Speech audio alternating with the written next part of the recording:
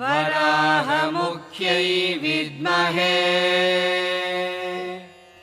दण्डनाथायै धीमहि तन्नो हरिघ्निः प्रचोदयात्।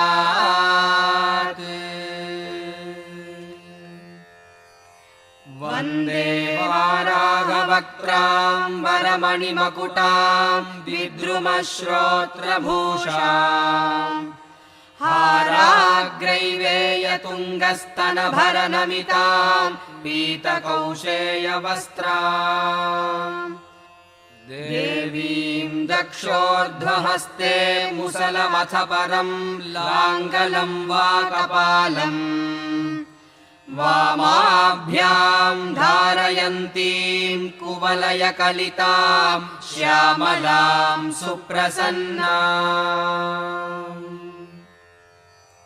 ऐं ग्लौं ऐं नमो भगवति वार्ताळि वार्ताळि वाराहि वाराहि वराहमुखि वराहमुखि अन्धे अन्धिनि नमः रुन्धे रुन्धिनि नमः जम्भे जम्भिनि नमः मोहे मोहिनि नमः स्तम्भे स्तम्भिनि नमः सर्वदुष्टप्रदुष्टानां सर्वेषां सर्ववाक्चित्तचक्षुर्मुखगतिजिह्वा स्तम्भनं कुरु कुरु शीघ्रं वश्यं कुरु कुरु।